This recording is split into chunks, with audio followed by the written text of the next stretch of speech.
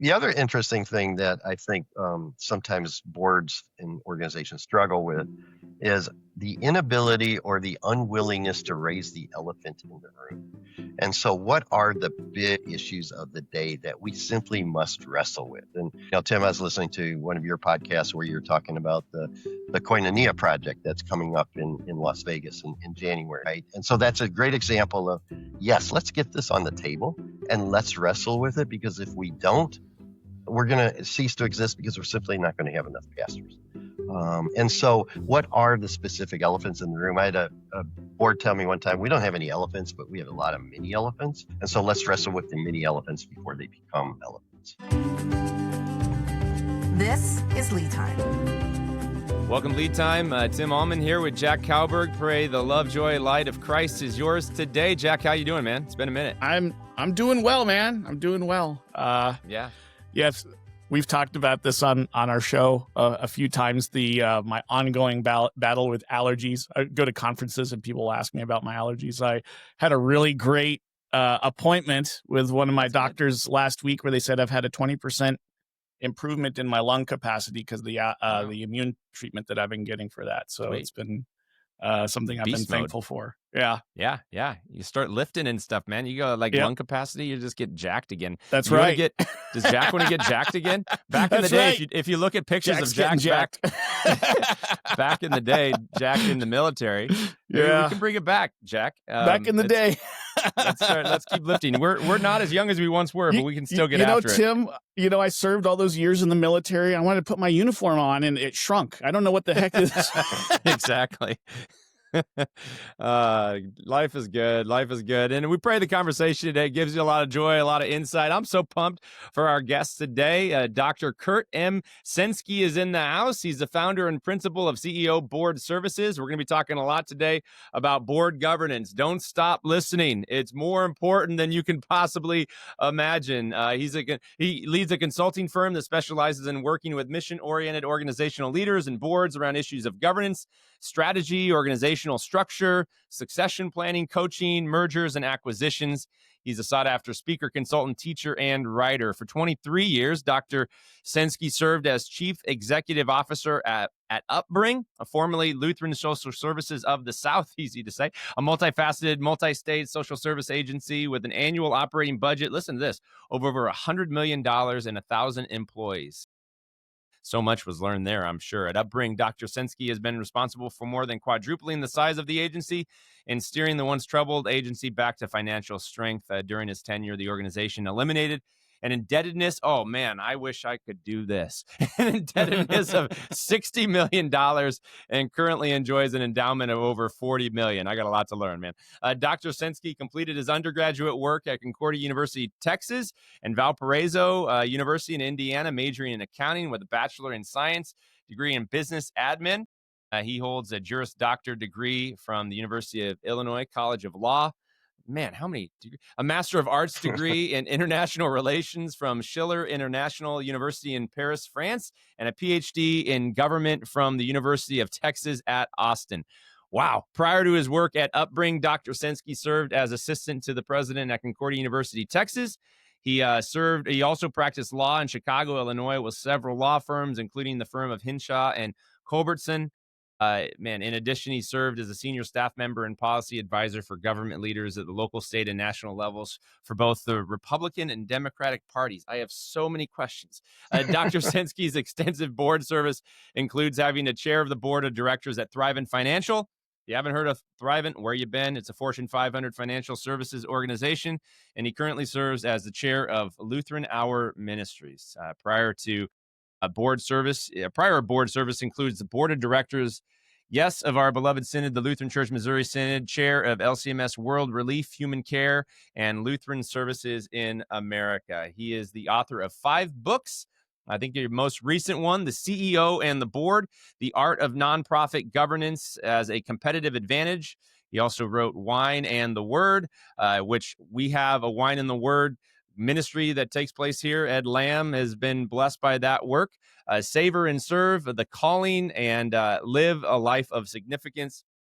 executive values. He has so many. So just look up Kurt Senske. We'll give you all the places. He's a gifted public speaker. Can't wait to have him in the house today. He's from Austin, Texas, and we're going to have a really, really good time. Hey, Dr. Senske, thanks for being with us. How you doing, brother? Hey, I am doing great, Tim and Jack. It is a privilege to be here. Thank you.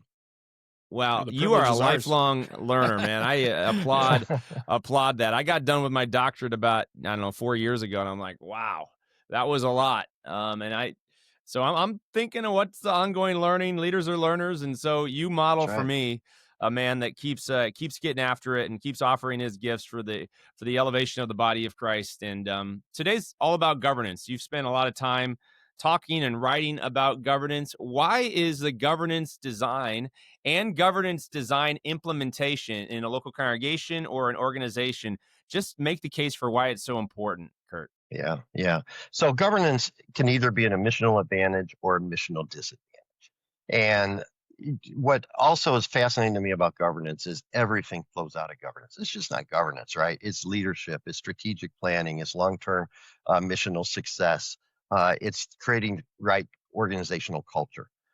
And so if you don't have the right governance model, but maybe even more important, how you implement that governance model, you're going to find that you're not going to necessarily be as successful as you had hoped or want to be.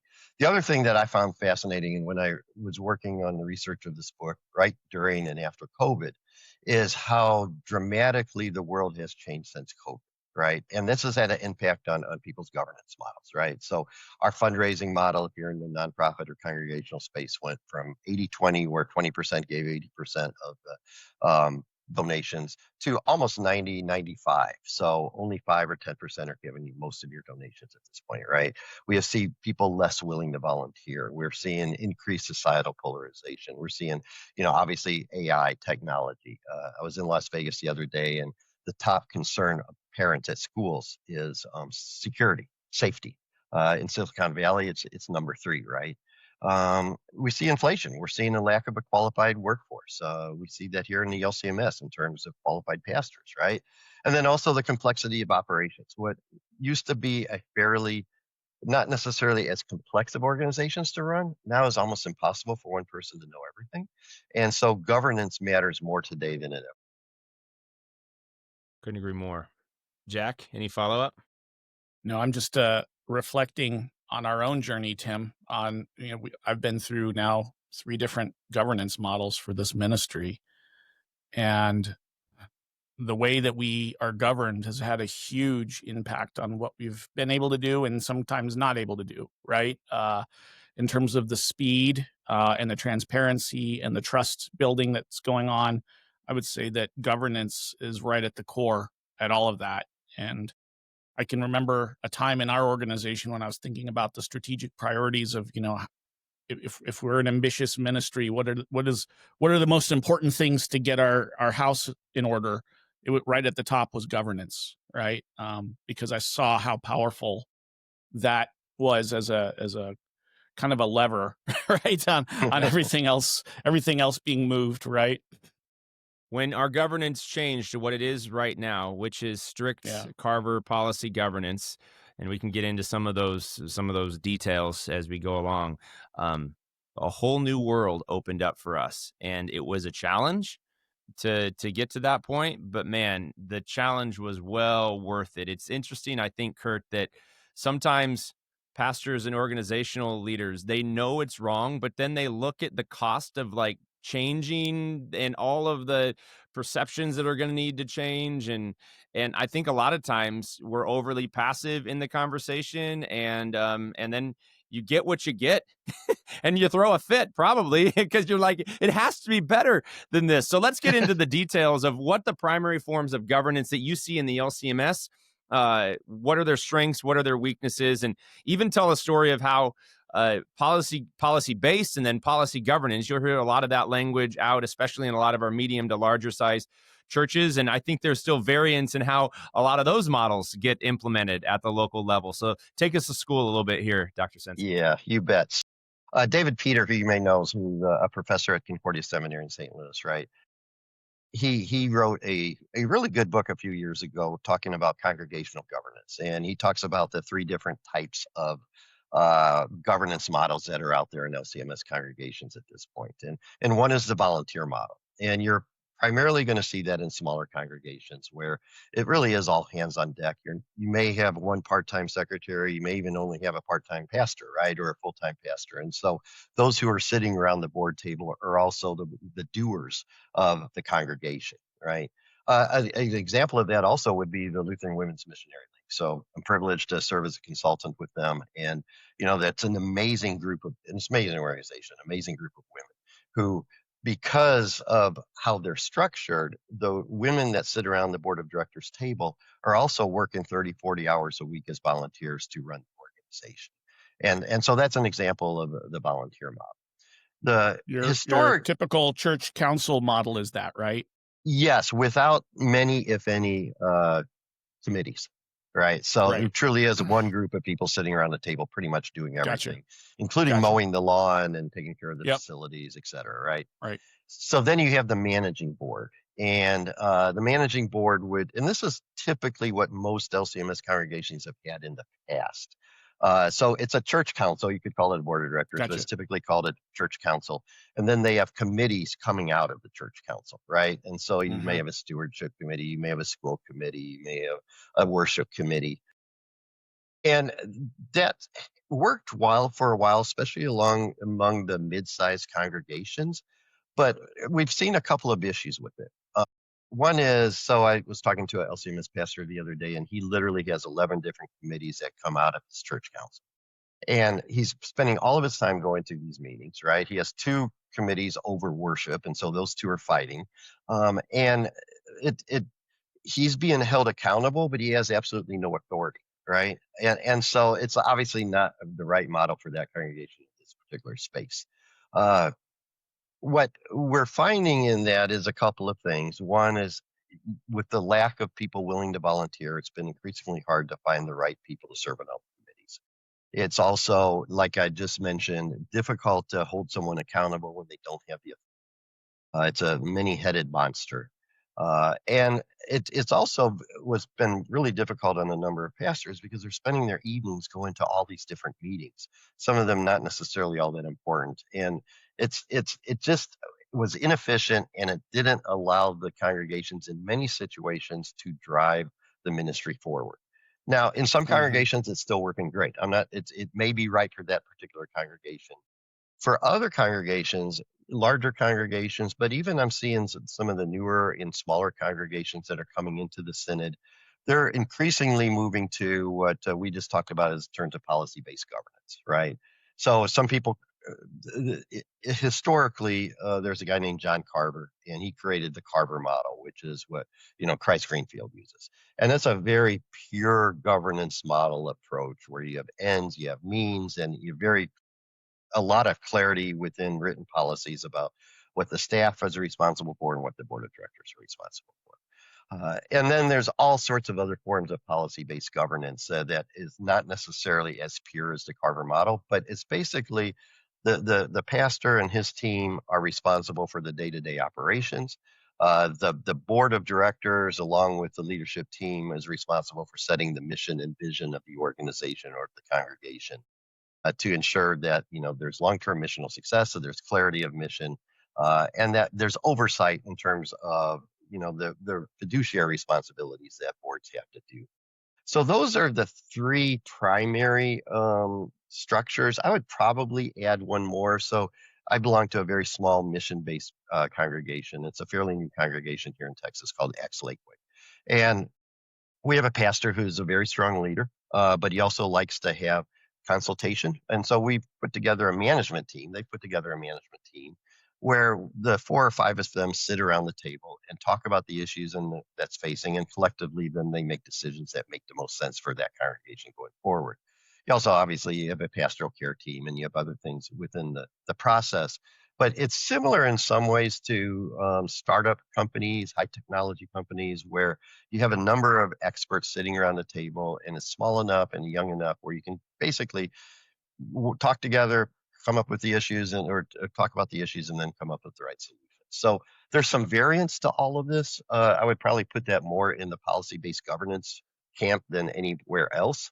But those are the three primary buckets that we're seeing within the LCMS. Hey, thank you for that overview. This is my general assessment that the managing board model stinks. It was great for a time, and that time has passed. And I, like you said, with pastors being out, I was just talking to a friend pastor here in the Valley, and he's like, I am out 4 nights a week. Maybe not every week, but like the meetings just keep coming around and they're not talking to one another. And so for him, it's got a hard ceiling on it, Tim. There's a hard ceiling on how much an organization can grow under that model. It may serve for a certain season, but there's definitely a cap on how complex and how big an organization can get with that model.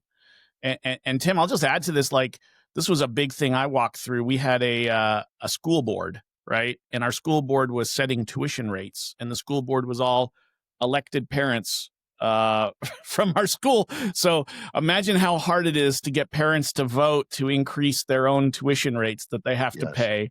So sometimes you would even have kind of a conflict of interest arising on these boards. And also we would say like siloing of interests, where they're making decisions about that, even though there's other departments and other entities that are being impacted by the decisions that you're making, right? Yeah, no, exactly. And it's sometimes you'll see this in the university world, but you would call that the equal rights model, where you're not necessarily representing the entire school, you're representing your own constituency. So it might be a teacher, it might be a student, whatever it is in that particular situation.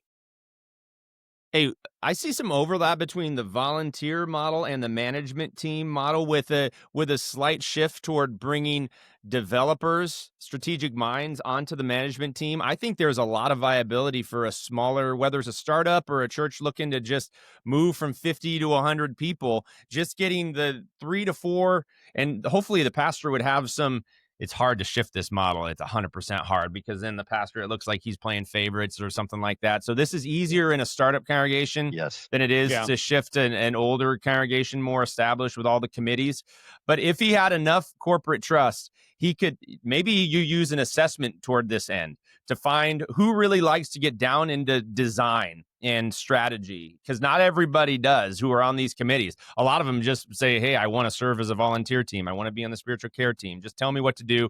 I love to just be about the ministry. But there are other people who have been in corporate America who are in our churches who would probably say, why are we the way we are? Like we could design a management team to come alongside every single month, or for goodness sake, if they're able, every single week. I think every week would be wonderful. Use Zoom to just get on and a lunch call or something like that to talk about the problems, to talk about the solutions, and then to hold the pastor and the team and the teams that he needs to build lovingly accountable toward achieving the mission. I think the management team model has a lot of potential for some of our smaller congregations in the LCMS. Any thoughts there, Kurt? Yeah, so Tim, you bring up a good point too, where we're also learning from a congregational perspective, a nonprofit perspective from our for-profit brethren, right? And so in some ways, the for-profit companies and organizations are ahead of us in that, laws like Sarbanes-Oxley, Dodd-Frank, plaintiffs' attorneys force them to really get their governance model right. And so in places like Phoenix and Dallas and other large cities, you can bring in that expertise to your own congregation, and they're going to bring some great ideas, right? Where I see a little bit more difficulties in the rural areas, where you have great individuals who want to serve. They're typically owners of small businesses or et cetera, service companies, and they just don't have that experience or background. So then sometimes you have to take that step back and really educate them why this is holding your congregation back. In my experience, almost always they're well-meaning individuals who have never served on a board of directors before, and so they don't know any better. And so, as a pastor, you want to develop that trust first. You're not going to come in the first week and say, we're going to change our governance model. But after you've developed that trust, I really think as you mentioned, the right decision is to move more towards policy-based governance in one form or the other. And I also talk about it in terms of a shared governance model. What do you think's the hardest part that people struggle with, like conceptually, when they're trying to grasp with shifting governance styles, right? Yeah, and so I mentioned this, Jack, in a speech the other day. So in my experience, the two worst implementation of governance model I've seen is in family foundations and small congregations, because it's those with maybe in some ways the least amount of power or authority who want to hold on to it.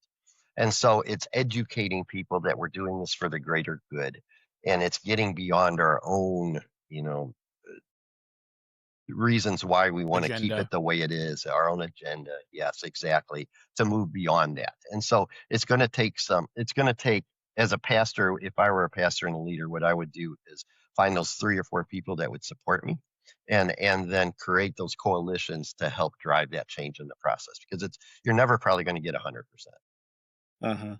Sure, for sure. From a board governance perspective, what are the key predictors of congregational or organizational success? Yeah. So what are we actually aiming at? I think you need to have the end in mind as you need to paint the picture. You've been talking about this. It's going to be for the greater good. So help us make the case that a change in governance design is going to be for the greater good. What are those key predictors we're looking for? Yeah, so I talk about the 6 standards of excellence, right? And one of them is, do you have that trust and intentionality? Do you have the integrity that is needed in order to, put everything on the table and to have those hard, trust-filled, faith-based conversations? So that would be one. The second standard of success or excellence that I would look at is there missional clarity? How clear is your mission? So in my old organization, we used to have a mission that said we provide help, healing, and hope to the children, elderly, and the poor in the name of Jesus Christ. It sounds nice, right? But it doesn't say anything.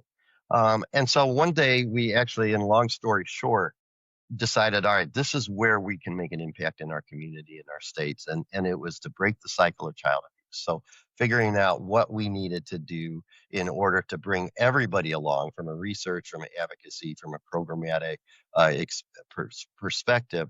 But giving us that clarity allowed us to say no to some things, but it also allowed us to say yes. And so does your organization have that organizational clarity? Another standard of excellence would be, is there diversity of um, thought around the table? So for every congregation, every organization, that's going to be a little bit different, right?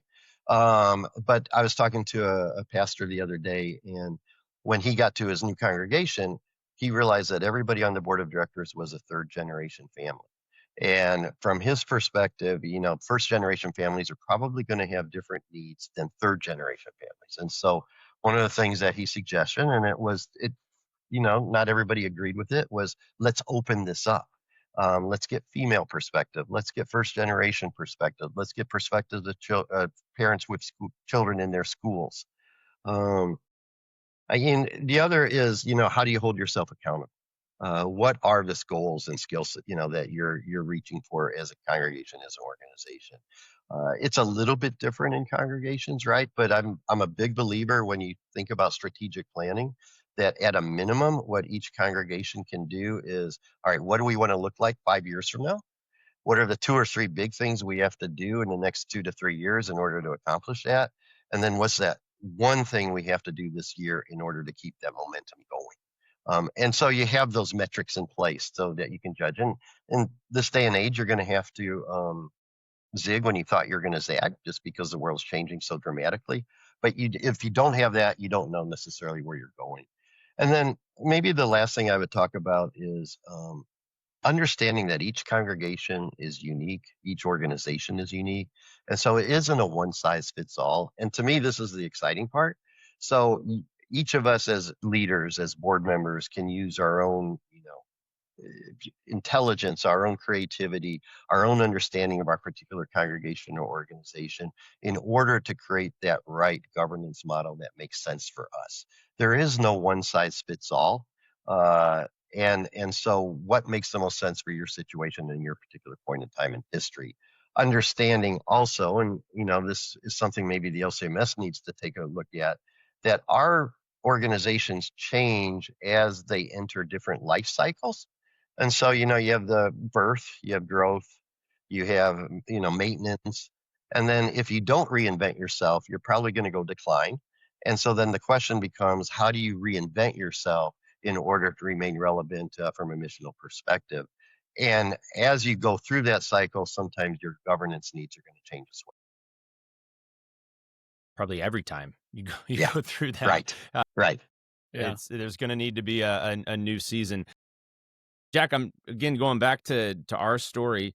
Yeah. I think we chose as a congregation, and we were pretty much 100% unanimous in our voters meetings on the need for this. I think we collectively saw a very highly professional church where people are highly articulate and could use their articulation to manipulate people, both from a staff perspective and from a lay leadership perspective. And so we wanted a model that would totally kind of depersonalize, in a sense, what success looks like, and then have provide strict extreme transparency, transparency, extreme trust, and extreme accountability Yeah. for understanding your role as an owner and as a consumer of the ministry here, and giving ample clarity about who gets the authority to make what decision and how do decisions get made. If you want to know our model, Paul Zills was our consultant. Yeah, if you want to good hang guy. out with Paul, you will be challenged, and you'll feel like a failure for the first 4 or 5 years. So if anybody wants to sign up for that, the pool's really warm right now. But no, I mean, all intents and purposes. But going in that direction is totally worth it for us, right? I mean, was it's worth hard. And, and the blessing, and it's not a decision that every ministry, I wouldn't recommend every ministry do what we did. We are blessed that we had a strong administrative core of people that could step up and do the type of transparent reporting that's required to do that. I think in a lot of cases, and maybe a little bit more, maybe a softer version might be, some sort of a policy-based thing might be a better situation if you're a smaller church and you don't have those same type of resources. Well, let's get into it.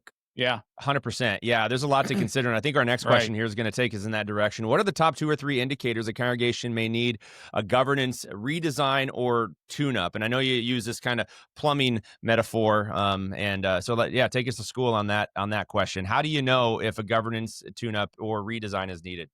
Yeah, so I like to separate some of the challenges, the obstacles in terms of plumbing and people. So from a plumbing perspective, you think about, especially in older congregations or even older organizations, antiquated bylaws, antiquated procedures and processes, right? So for example, you may have a limitation on your board chair. He or she can only serve 1 or 2 years. And in this day and age, you may want to have more of a continuity. And so that may not make sense, right? Or how board members are selected or who can serve, et cetera. And also, for example, in one organization I worked with, in their policy manual, they had all sorts of just constraints on the board chair. And I said, why can't the board chair do anything? He says, about 10 years ago, we didn't like him. We didn't trust him. So we just put a whole bunch of policies to control him. Well, maybe we should take those out at this point, right? Lutheran organization, by the way. And so, so those are things that I think on a regular basis, everybody needs to take a look at. Probably the most important, this is at least in the top 2 or top 3, would be, what is the structure of your board meetings? So most of us in organizations and congregations tend to look backwards. We'll review financial statements. We'll talk about past successes, and we'll talk about all the challenges that we're facing, right? But what we don't do necessarily is spend, and the research is pretty clear on this, 50% of our time looking forward.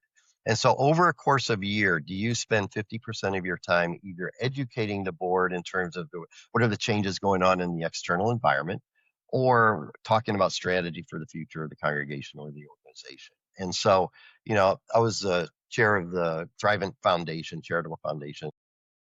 Historically, we would fly in 4 days a year to go to Minneapolis, and we'd meet for 6 hours and we'd fly home. One, we didn't get to know each other that well because we were always on airplanes and just meeting for 6 hours.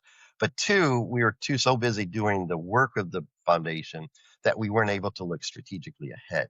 So the CEO and myself as board chair, we decided, all right, let's only make people fly in twice a year. But when we do have them fly in, we're going to have people stay for 2 days and we're going to talk, right? And we can do the rest of our fiduciary responsibility by Zoom on the other 2 meetings, right? So what is the structure of your board? We talked about this third one too, but clarity of mission. Are you really clear on your mission? It's interesting and sad to me how many organizations aren't. And also, I think in today's day and age where there are less resources, that it is a more complex environment out there to operate. Generalists, let's do everything days are over. And so you really have to be clear on what you're good at and what you're not good at, and to use your scarce resources to focus on that. The other interesting thing that I think sometimes boards and organizations struggle with is the inability or the unwillingness to raise the elephant in the room. And so, what are the big issues of the day that we simply must wrestle with? Tim, I was listening to one of your podcasts where you're talking about the Koinonia project that's coming up in Las Vegas in January, right? And so that's a great example of, yes, let's get this on the table and let's wrestle with it, because if we don't, we're going to cease to exist because we're simply not going to have enough pastors. And so what are the specific elephants in the room? I had a board tell me one time, we don't have any elephants, but we have a lot of mini elephants. And so let's wrestle with the mini elephants before they become elephants. And then the last would be, do we really have the right people sitting around the table to help move the organization, the congregation? What skill sets do we need? What diversity do we need? What life experiences do we need sitting around that table? And that's become more important post-COVID than pre-COVID. And pre-COVID, you could almost get away with having passionate people sitting around the table. The world has gotten so complex that you also need to think about what skill sets and life experiences do you need as well. Yeah. So that's how I would kind of describe some of the challenges, Tim and Jack, in terms of what gets in the way of effective board leadership. Our board spends a lot of time trying to find diverse gifts in the marketplace. To make up our board. Very, very grateful. And that's also one of the reasons if it's a smaller congregation, you may not have the depth of folks needed. Our board only meets quarterly, right? And they have some board work meetings. They do deep dives, owner engagement, member engagement, to make sure we're moving in the right direction. We're aligned with our ends, our main goals, and none of those need to change. And so they got work they do between our gatherings, but monthly meetings equal management. You're going to get into management water. Quarterly equals governing, being generally on the balcony rather than kind of in the trenches. And anything more to say about the monthly to quarterly rhythms for boards, Kurt? No, I think that's well said, Tim, in that you do tend to get in the weeds the more often you meet. And so what it does take is a strong leader on the executive side, whether it's a pastor or chief administrative officer or the executive director of an organization. If you don't have that, most governance systems won't work, no matter what governance structure you have, right? So it does take that strong leadership. It takes that relationship with the board of directors. It takes a really specific and special relationship with the board chair to make all of these work well. But if you have that, there is no need for most organizations to meet more than on a quarterly basis. I was blessed to have Jack Preuss, the third or whatnot. So J.O. Preuss's son, he was the one that navigated as our president the governance redesign.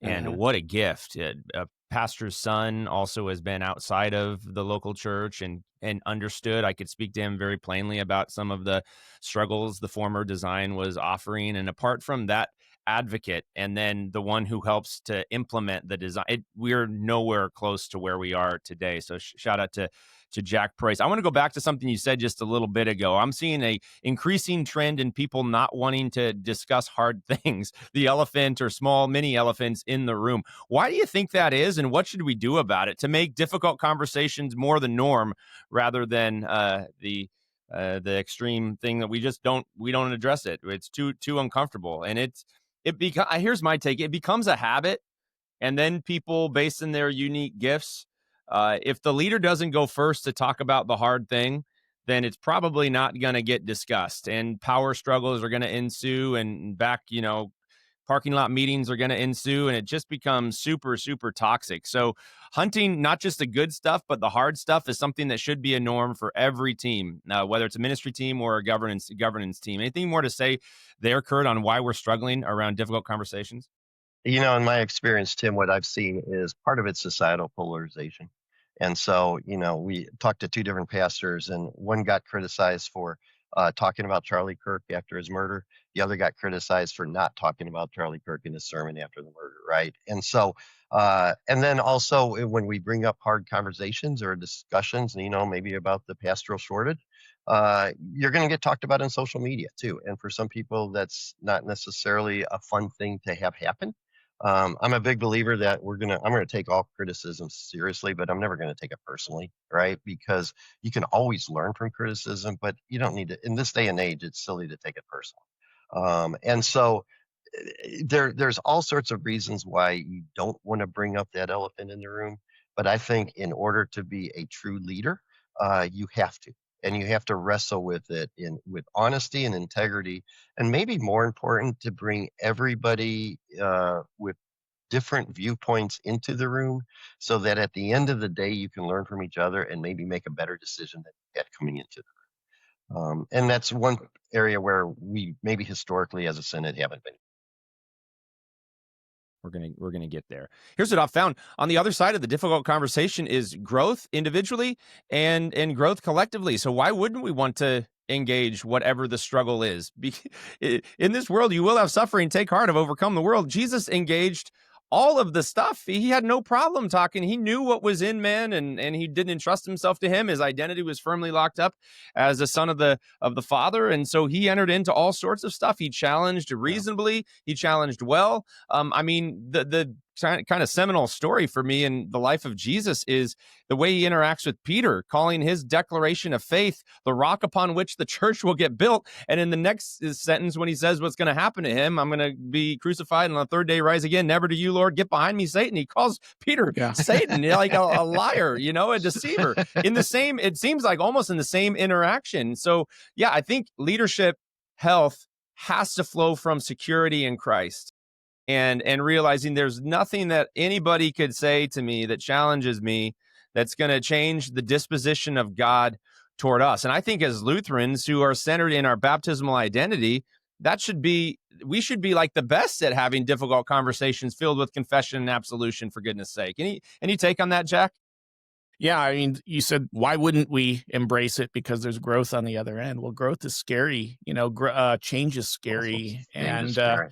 We're going through a season of change right now. I mean, every change you have, there's a bunch of ways that you win because of that change, and then there's problems that you take on because of those changes, right? You're going to own a different set of problems than you owned before.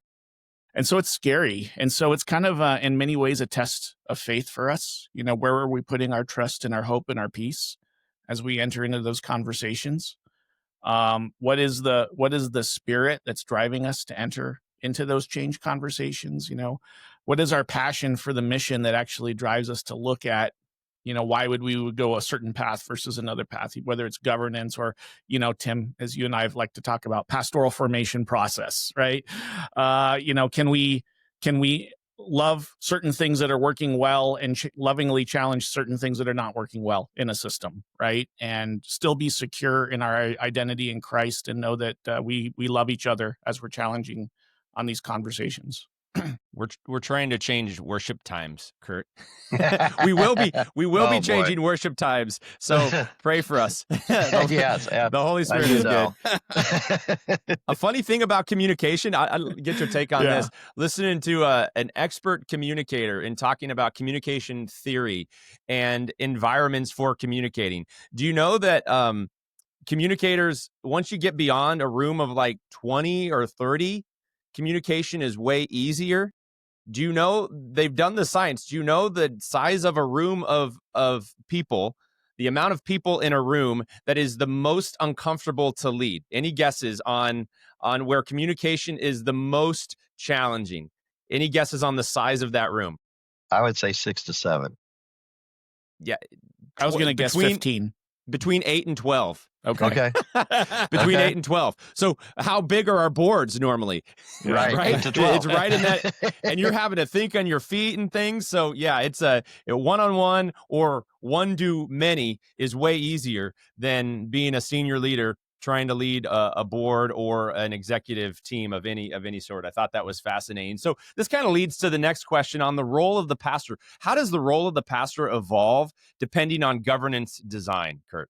Yeah, that's a great question. And so part of it is, what does the pastor want to do? There are some pastors I've talked to that has absolutely no interest in the whole governance piece. All they want to do is be pastor and be the shepherd, right?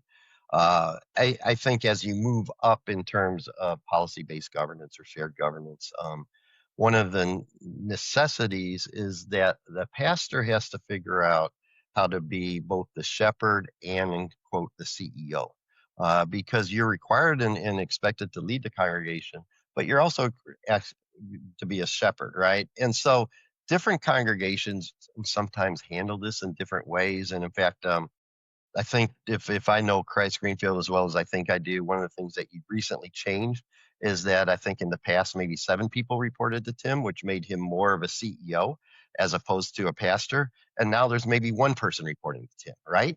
And so that allows then Tim to not only be the CEO, but also maybe more effectively take on the role of shepherd. And so I think it's going to be different for everybody's different leadership skills and styles. And so there isn't really a one size fits all. But, the problem with managing boards or management type boards where you have all sorts of different committees is the pastor, whether he likes it or not, is thrust into the role of being he's not necessarily even a leader. He's being a mediator.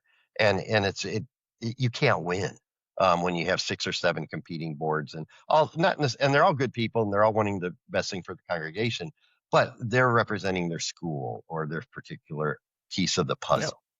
Yeah. Mm-hmm. Yeah, no, that's good. The creating silos, and you don't win when you have so many competing silos. Let's talk scorecard. Is there some sort of evidence-based or evidence-informed scorecard to determine if your congregation or organizational model provides you with a missional advantage? This is kind of your bread and butter, Kurt. Excited to learn here. Yeah. And so as I talk about in the CEO and the board, this is evidence-informed, evidence-based, but also by experience, has this out as well. So the first one, and there's 8 pieces of the scorecard. One is, do you have that healthy, trusting relationship? So it's both between the board and the executive leadership team, as well as among the board members. So you can't have, for example, a segment of the board that goes off and makes some decisions and then comes in and not everybody's involved in the conversation. The second would be, and this is pastor, executive director, CEO, is that person comfortable sharing everything with the board of directors? But also, is the board of directors comfortable sharing everything with the executive director? And to have those open, heartfelt, honest conversations. A third is, do you have that shared governance, that shared focus of looking strategically into the future? Are you all on the same page in terms of where you want your organization, your congregation to go? That would be the third. The fourth is, have the elephants in the room appropriately been identified, but then also wrestled with. And then the fifth, and these are all a work in progress, right? Because nobody's going to be perfect. So there's always things that you can improve on. But the fifth would then be, does the board have that requisite collective skill sets? And is it, for your situation, appropriately diverse? And the next, and sometimes this is a little bit harder for congregations, although I don't think impossible, is proactive succession planning. In large congregations, that may be the chief administrative officer and the pastor or the pastors. But what are we doing to train people underneath us to maybe someday succeed us or to succeed in other congregations or other organizations? What we're finding is that rising tide lifts all boats, but especially your organization. And then the last two is, do you actually have that clearly defined focus strategy? Can people tell me about it in that story elevator ride that's really clear, that makes me want to give money or to join your congregation? And then the last one is, does the pastor, does the executive director, do they truly feel supported by the board of directors? Oftentimes we'll see, once a board hires somebody, they'll say, oh, they're on their own now. But in terms of retention, in terms of people feeling good about their job and their vocational calling, you want to feel, it's human nature to want to be supported by the board. And then the board wants to be supported by you all as well, right? Does the board feel like they're getting everything they need from the Jacks and the Tims of the world? And if you can answer yes to all 8 of those, you probably have that right governance model that's making most sense for you going forward. And there may needs to be some tweaks to it going forward. But to me, that's how I tend to assess almost every board of directors, whether it's a Fortune 500 company or a small congregation and everything in between. Yeah, I'll share from my experience, having been here 12 years now. There's a little bit of grief in governance transition, and it's relational grief. Mm-hmm. And the way I used to interact with said congregation member as a partner, as a leader, as a coworker, is that relationship is now different, and they don't know, because the board, if you're moving policy governance or policy based, the board speaks as one. So am I actually allowed to challenge and or encourage in this way? And it's still something I'd say our team's still kind of working out. Jack, I didn't even tell you about we had our yearly planning retreat for the board. It's a longer day. It was an 8-hour. It was an 8 a.m. to 4 p.m. So a lot of time for relationship building. And at the very end, they kind of identified, and I kind of helped identify, I think there's an opportunity for them to just ask me questions and for them to hear more of my heart, because a lot of times it can be so kind of wooden. We're going through and yes, check. And the group can kind of get in kind of task mode rather than relationship mode. And so I think we're going to be taking our next steps right now to make each other more human and less operational in our time together. So I'm looking forward to seeing that happen. Kurt, have you seen that kind of dynamic as people take on different hats, and then just relationally there's some grief. We're no longer friends and partners. Now you're like supervisor, so it can be awkward. It can. Yeah. What I'm also seeing, Tim, is that after COVID, we most of us spent most of our time on boards on Zoom, right? And so board members would come and go, but we didn't really get to know each other. We were just trying to get through the COVID era. And what we are finding is that boards don't necessarily know each other and know the executive director and the leadership team as well as they probably should. And if you can build those relationships first, what then that leads to is the trust and the ability to have those hard conversations. But you typically can't have a healthy and productive board of directors if you don't have those relationships first. So that's where I would lean into. Amen. No, it's all about relationship. All right. Well, the last question or so here. This has been a lot of fun. We're going to get to the balcony and look at the Lutheran Church Missouri Synod. How is the LCMS governance designed? What are its strengths and weaknesses as you kind of look down on how we're operating? I actually, right by my bedside, I have the Constitution and bylaws for no particular purpose, but I'm trying to get more into the weeds as it relates to the Constitution and bylaws of Synod, and it's interesting. I get the impression it's very simple governance, right? Extremely simple, very easy to get your. It's definitely not. I mean, you can see a lot of policies, to your point, that were probably, or bylaws that were passed and codified due to like one micro. So a lot of times our governance design is very reactive, and then as the environment changes, maybe we don't reassess if this is still helpful for us moving forward. That's my very high level view as I look at the LCMS from a governance design. Any thoughts there, Kurt? Boy, where to start, right? So I would agree with you. And some people would call this the engagement model, where there is so many policies and procedures and following Robert's Rules of Orders that you really follow the policies and procedures. And so, I was blessed to serve on the LCMS Board of Directors under President Kieschnick for 3 years. And I consider Jerry and Terry good friends of mine. And then under President Harrison for 9 years as well. And President Harrison and I also cut our teeth. I was his chair when he was the executive director of LCMS Human Care and World Relief. He was in charge of the Katrina response on behalf of the LCMS. I was in charge of Katrina response on behalf of Lutheran disaster response. And so it almost killed both of us, but it allowed us to develop really close relationships on a number of different levels, right? So when I talk about processes, I'm not talking about people, but I do like to look at it from an objective perspective. So at the national level, the LCMS is governed by the convention, and the convention obviously meets every 3 years, right? And so it consists of lay delegates, pastoral delegates, and they are, required, or they're expected to elect the president, the vice presidents, a number of different boards of directors, and in some ways set the mission and the policy of the LCMS.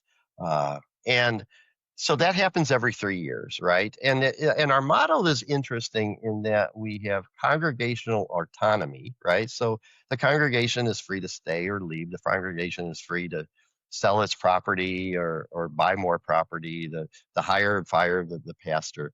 There really is that autonomy. But then as we all commit to walk with the LCMS in terms of synod, it basically means we have also accountability. So we're walking together as a group, right? And so you have a president of the synod, and his primary responsibility is the chief ecclesiastical officer. And so, so he'll provide that spiritual leadership, the doctrinal oversight, and then he can use his office maybe more informally. But other than that, he actually doesn't have a lot of formal power. He has some in terms of selecting, but participating in the selection of Concordia presidents, the seminary presidents, etc. But in terms of the synod board of directors, which oversees the property and the legal functions of synod, he only actually has one vote, and it's the board that in many ways controls the financial and the corporate affairs of synod. You then have a number of other organizations that the convention as well as the board of directors has some control over. So I would probably put in that category, Concordia Plan, CPH, Lutheran Church Extension Fund, the foundation. And so they have some control in terms of what they're allowed or not allowed to do missionally, but also then in terms of a few of their board members get selected by either the board of directors or at convention, depending on the organization. And then you have the districts, right? So you have 35 districts, and they're really the ones that oversee you as pastors, your congregation, me as a commissioned teacher of religion. And so in some ways, as church workers, we report informally, at least ecclesiastically, to the district president. And then there's a council of presidents that provides advice to the president and the board of directors. So in a nutshell, that's what it is. You also have all sorts of different commissions to and then you have programs within synod as well, right? So you have international missions, you have national missions, you have the CTCR, you have the Commission on Constitutional Matters, all sorts of different pieces of the puzzle, right, that come to make this really unwieldy governance structure within the LCMS. But what's interesting to me about the LCMS, having worked with other synods, other church bodies, is that we actually do a really good job of the nuts and bolts of governance. We don't necessarily do a good job in other pieces of the puzzle, but we actually run our synod pretty well. When I served on the board of directors, I was pleasantly surprised at how, we were drinking out of a fire hose because there's all sorts of things that come to the synod board of directors. But I would say 90% of the time, at least, we were all in agreement this was the right thing to do, and this is what we needed to do to move the organization forward. So I probably confused you more than I helped Tim and Jack, but that is in some ways a really quick overview of what the LCMS is. I'm just looking at it very high level because I'm looking at a PDF right now of the Constitution and bylaws of the LCMS. Now there's table of contents and appendix in there, but it's 240 pages as a PDF, right? Yes. That's a chunky boy. That's a big, that's a big, thick set of bylaws. And I'm looking at the LCMC ones. It's 12 pages, right? So just in terms of like as a denomination, these bylaws are really, really, really, really thick. Seems Jack, really huge. Then Jack, take a look at the policy manual of the LCMS Board of Directors, and I think it's up to about 130 pages at this point, right? And so if I were to have a criticism of the LCMS in terms of its governance practice, it's the sense that we tend to focus on the law versus the gospel more than we should. We have the law down. We are really good, and we understand that we're both confessional and we're missional, at least 80, 90% of us do.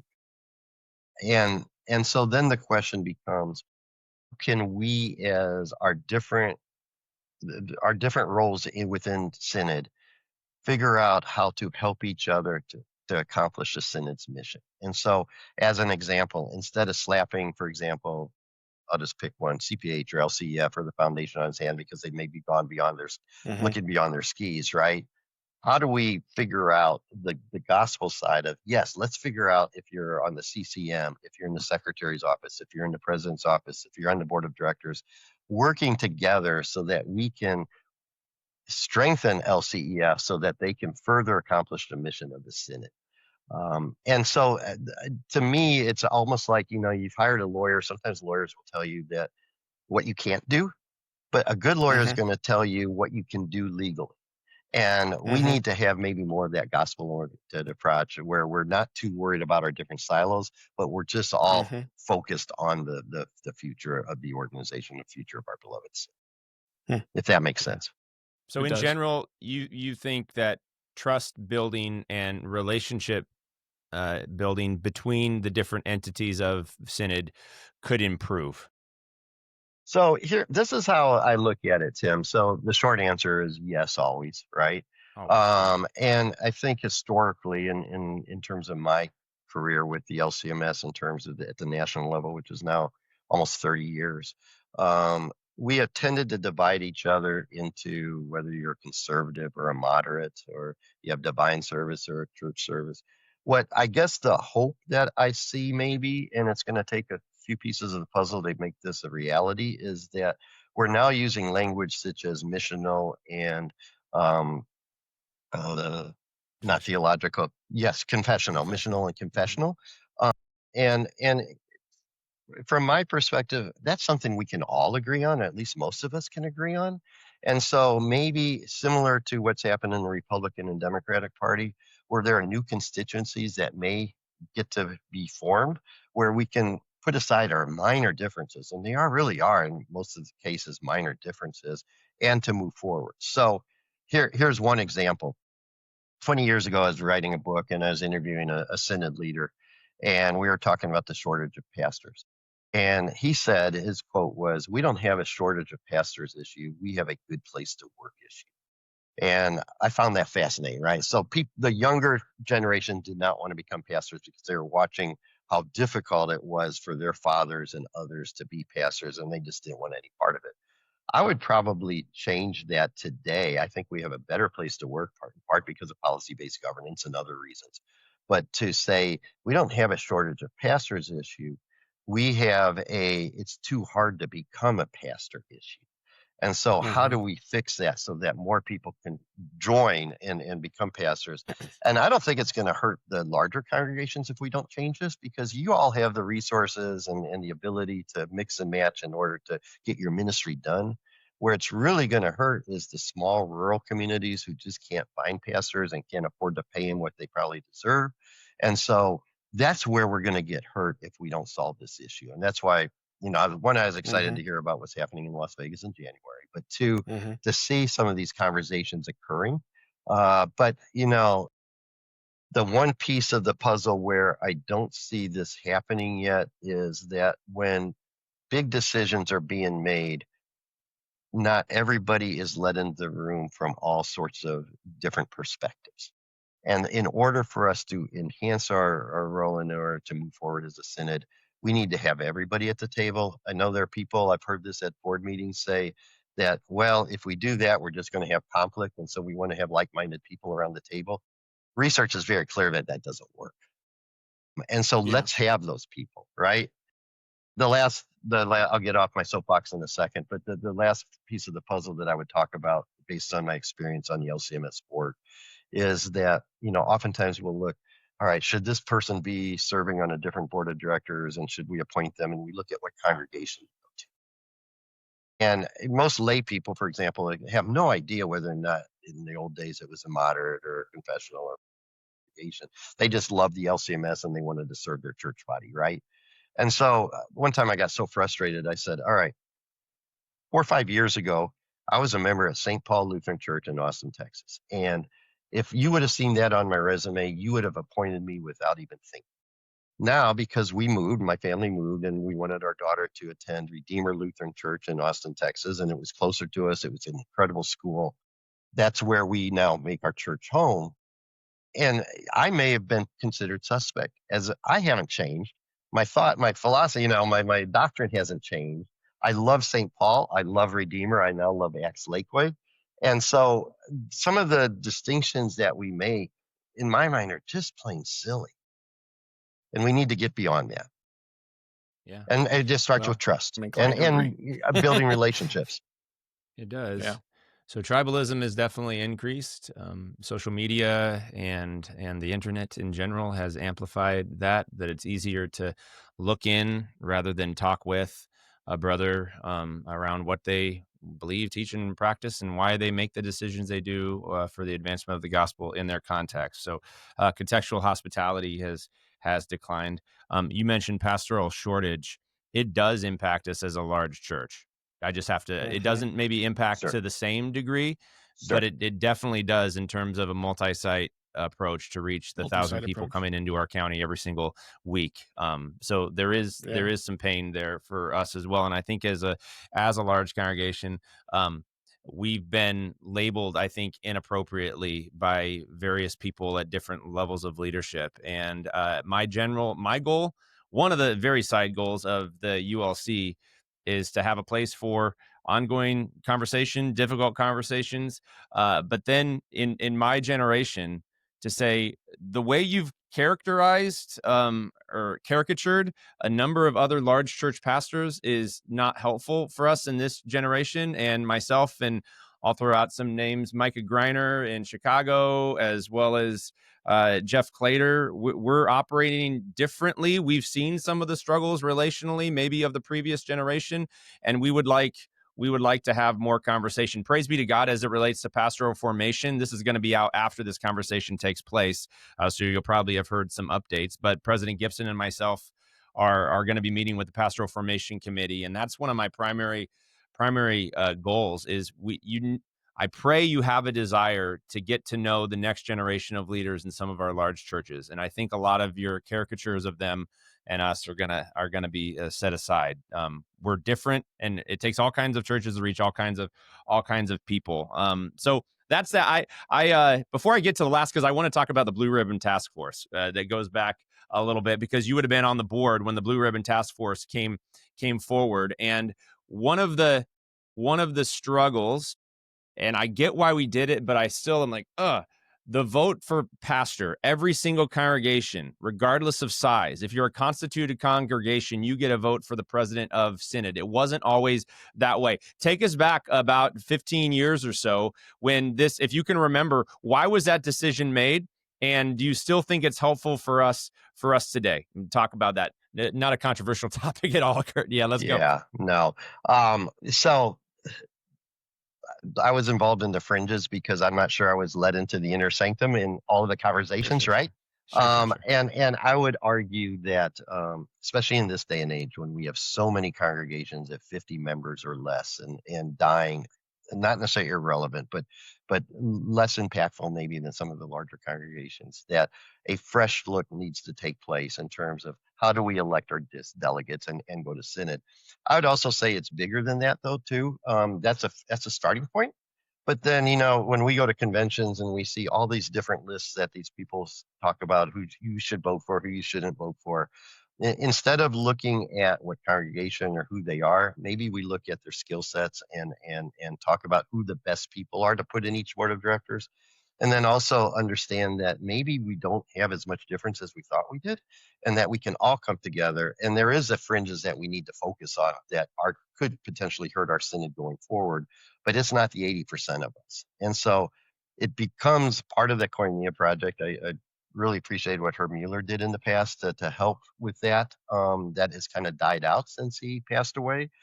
And so maybe there's a way to do this. The last thing I would probably say to him about this is, when you think about your role, and I think you're doing an amazing job of this, when President Harrison, when the presidents of the seminaries all think about their roles, when the board of directors think about their roles, all of us think about our roles. Let's think about it from a meta leadership perspective. So we're not thinking about it from our specific organization and what's best for us, but what's best for the Synod.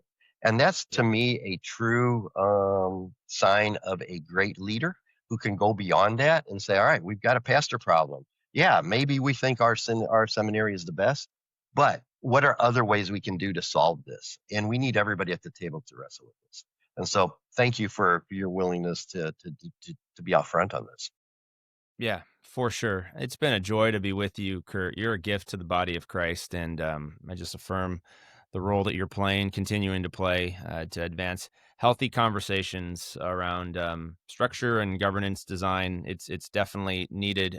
You're making a big time kingdom impact. If people want to go deeper in terms of favorite books, resources on church and ministry and governance design, obviously you have a great book, but then others too that Yeah. you can promote. But feel free to promote your own.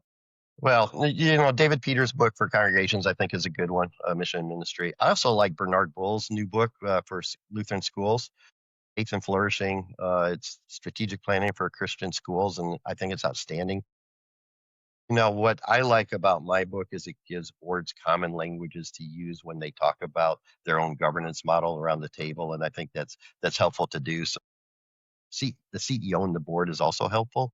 In terms of meta leadership, I like to talk about You're It. It's a great book. And then you guys have talked about this one in the past too, but Leadership on the Line is one I always refer to also. So number of different things. But if you want to know more about the world of governance, definitely check out CEO and the board. If people want to connect with you, Kurt, how can they do so? Kurt Senske at gmail.com, kurtsenske.com. All sorts of different ways to find me, CPH, Amazon, etc. Perfect. This has been a lot of fun. Any closing comments, Jack? No, I this has been super informative to me, and Kurt, it's been a pleasure to get to know you and hear all the great experiences that you've had in the realm of governance, and to realize that there's really talented people like you that like to nerd out on this kind of thing, because we definitely need people like you doing that. So thank you for all your work. No question. This is Lead Time. Please like, subscribe, comment. Maybe you start a conversation around your governance model. I would be sensitive to say things that are deflammatory against other people, because it's not. It's never a people. It's not an issue. A governance design. It's higher. It's higher than that. And one person is never the problem. A lot of times we're way complex. Adaptive leadership on the line. We'll talk about the system and the culture way more than it will be about a problem person. And I think that's the way life is. It's never one person or one problem. We're complex. And so if you want to get under the hood of governance design, please check out those resources. And we promise to have wonderful LCMS growth, encouraging conversations moving forward with wonderful leaders like Dr. Kurt Senske. It's a good day. Go and make it a great day. Thanks so much, Kurt. Thanks so much, Jack. Thank you, everybody.